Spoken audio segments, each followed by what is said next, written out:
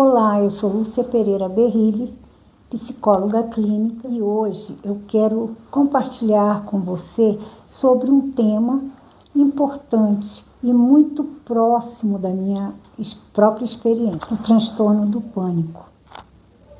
Será que você não está passando por isso? Esse transtorno, que afeta muitas pessoas, é caracterizado por crises intensas e inesperadas de ansiedade. E eu sei como é isso, como é desconfortável enfrentar essa sensação, porque eu mesma já passei pelo pânico. Hoje eu quero contar um pouco da minha história e compartilhar algumas reflexões que podem ser úteis para você, para a sua melhora. Um tempo atrás, eu morei por 7 anos em Los Angeles, na Califórnia.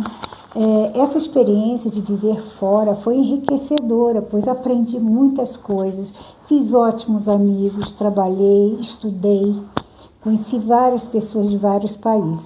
Mas a saudade da família, aos poucos, tornou-se muito difícil de suportar. Apesar de visitar o Brasil várias vezes nesse período, eu fiquei com o foco de voltar para o Brasil. Nessa época, eu comecei a ter crises de pânico. Na época, eu só sabia que era transtorno do pânico na literatura, quando eu estudei. Mas sentir na pele é outra coisa. A minha primeira crise começou nessa época, na época que eu estava vindo para o Brasil. Cada vez que uma crise acontecia, eu sentia falta de ar, o coração acelerava, o suor aparecia, às vezes eu ficava tonta, e a sensação de que algo terrível estava para acontecer. Sentimento de morte, eu ficava preocupada se ia acontecer alguma coisa, e sempre estava indo no pronto-socorro, pensando ser algo físico.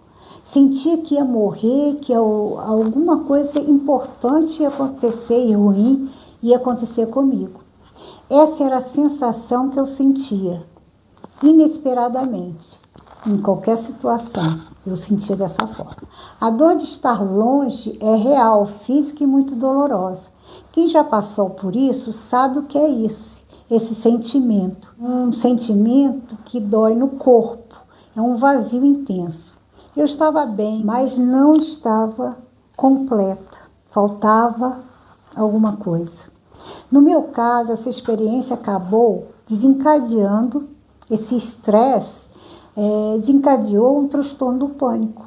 E essas crises foram se tornando frequentes e intensas. Com a ajuda de um colega médico, eu conversando com ele, compartilhando com ele, eu pude entender que estava acontecendo isso comigo.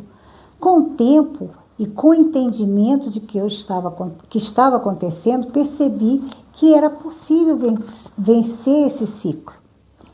Como psicóloga e alguém que vivenciou o transtorno do pânico na pele, eu quero compartilhar algumas orientações que podem te ajudar a você sair desse quadro. Entendendo as causas e respostas ao pânico, na análise do comportamento, entendemos que o pânico é uma resposta aprendida ao longo do tempo, especialmente em situações de pressão. Então, eu estava numa situação de pressão e de estresse. Então, no meu caso, a transição de volta ao Brasil e o receio da mudança junto à distância da família foram fatores que contribuíram para esse transtorno, para esse pânico. As crises de pânico se tornam um ciclo, pois nosso corpo se condiciona a reagir de maneira intensa e automática a qualquer sensação similar a que desencadeou o primeiro episódio. Então, por isso que vai se repetindo. Essa é uma maneira que nosso organismo encontra para nos proteger do perigo percebidos, mesmo que esses perigos não sejam reais, porque às vezes não é, e muitas vezes não é real. Como o tratamento comportamental pode te ajudar?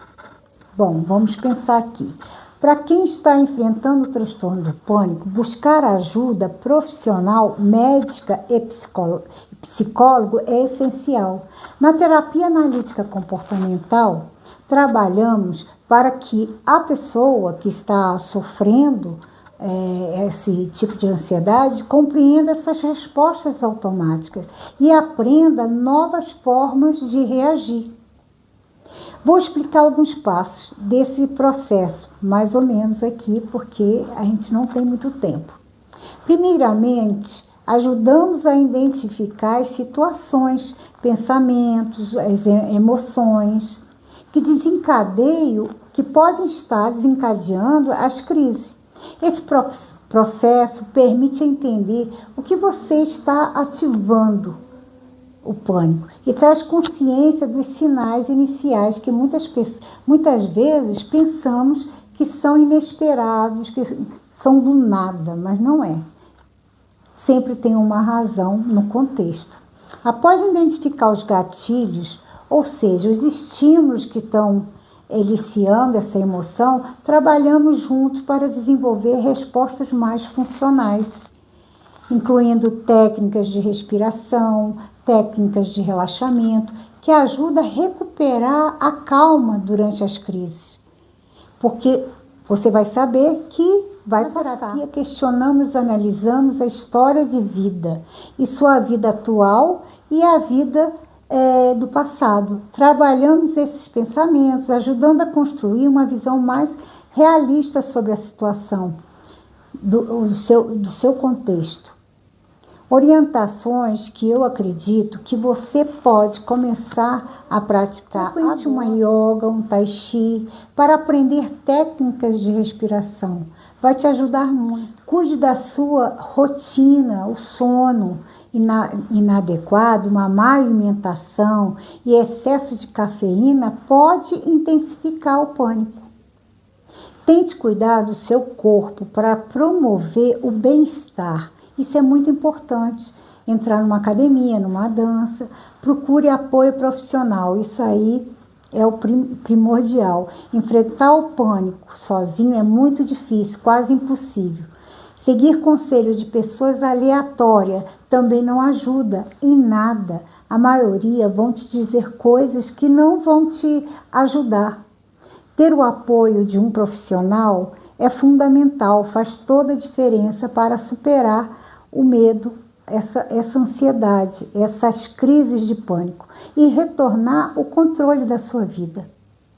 Concluindo, eu sei o quanto é difícil, o quanto é desconfortável esse tipo de transtorno do pânico, essas crises. É assustador e limitante. Eu senti isso e eu sei disso, mas eu quero que você saiba que é possível superar. Hoje, há cerca de 20 anos atrás, eu não tenho mais crises de pânico.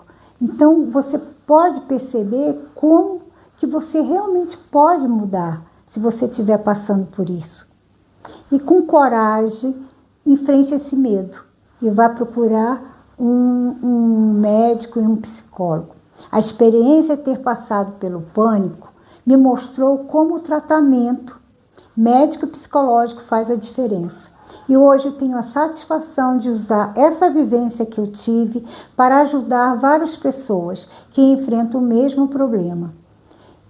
Lembre-se que cada passo conta na direção da sua recuperação. Acredite que a mudança é possível, porque ela é. Eu comprovo isso. Essa foi minha mensagem de hoje. Espero que ela possa ser útil para você, ou se você conhece alguém, compartilhe esse vídeo, tá? Até o próximo vídeo. Tchau, tchau.